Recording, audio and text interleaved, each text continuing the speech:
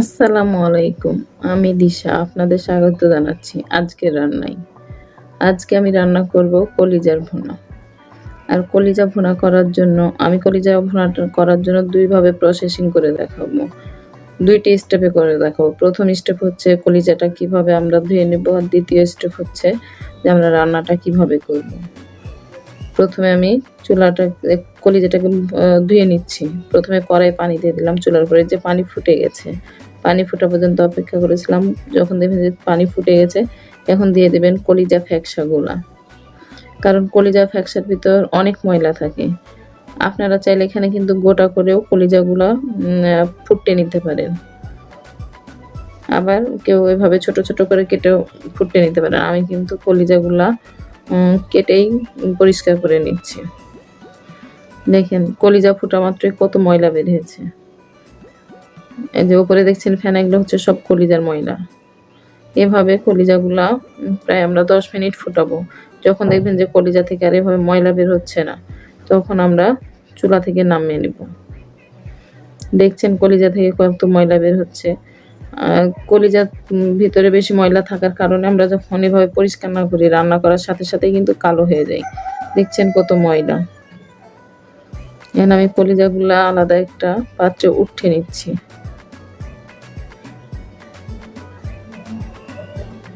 আপনারা চাইলে পানি ঠান্ডা হওয়ার পরে উঠাতে পারেন।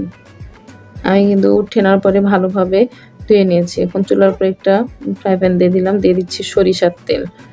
এখানে আমি সরিষার তেল ৪ চামচের মতো ব্যবহার করেছি। দিয়ে দিলাম সাথে গরম মসলা, দারচিনি, এলাচ, লং একসাথে। এখন যখন তেল থেকে মসলা থেকে ঘ্রাণটা বের হবে, তখন আমি কিন্তু পেঁয়াজ দেব। দিয়ে দিলাম তেজপাতা। এখানে আমি ২ টা তেজপাতা ব্যবহার করেছি। মাঝখান দিয়ে ফালি করে কেটে দিয়েছি। আর দিয়ে দিলাম পেঁয়াজ। এখানে আমি কিন্তু ১ কাপের বেশি পেঁয়াজ দিয়েছি।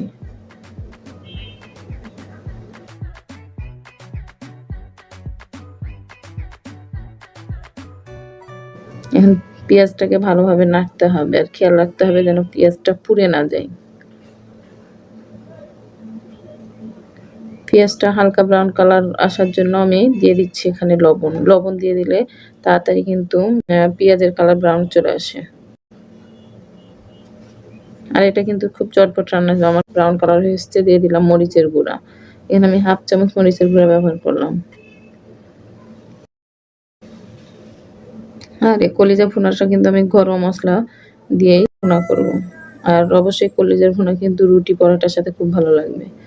দিয়ে দিলাম আদা রসুন বাটা। আমি এখানে আদা রসুন বাটা দিয়ে দিচ্ছি ১.৫ চামচ।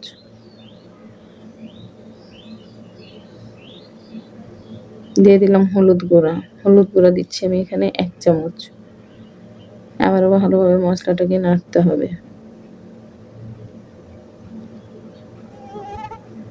এখন ঢাকনা দিয়ে আমি ঢেকে দিলাম। দেখেন মসলা থেকে কত তেল বের হয়েছে। মসলাটা কিন্তু ঢেকে দিলে মসলার মানে কষা ভালো হবে। যখন দেখবেন যেভাবে তেল বের হয়ে এসছে মসলা থেকে, তখন আমি ধুয়ে রাখা কলিজাগুলা দিয়ে দিলাম। আমি কিন্তু এখানে ৪-৫ বার ধুয়ে নিয়েছি।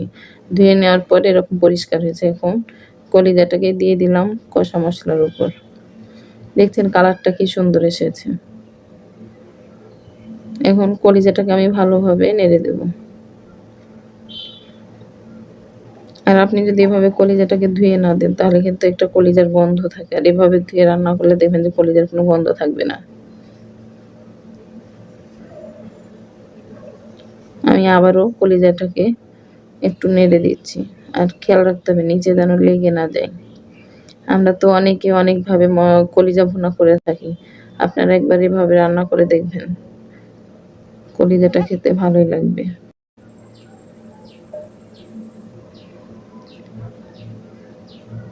দেখেন আমার কিন্তু কলিজাটা ভুনা হয়ে এসছে। দেখছেন কলিজার কালারটা কত সুন্দর এসেছে। আমি এখানে কিন্তু গরম পানি এড করলাম। আপনারা চাইলে ঠান্ডা পানিও এড করতে পারেন।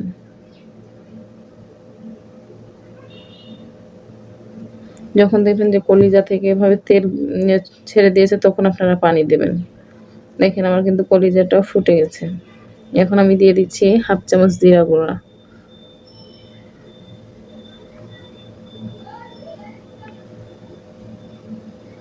আর দিয়ে দিলাম 4 ভাগের 1 ভাগ গরম মশলা গুঁড়া। আমার চ্যানেলটা এখনো যারা সাবস্ক্রাইব করেনি প্লিজ চ্যানেলটা সাবস্ক্রাইব করবেন আর চ্যানেলের সাথে থাকবেন। আর আমি এখানে 3টা কাঁচামরিচ ফালি করে কেটে দিলাম। আমার রান্নাটা কিন্তু প্রায় হয়ে এসেছে।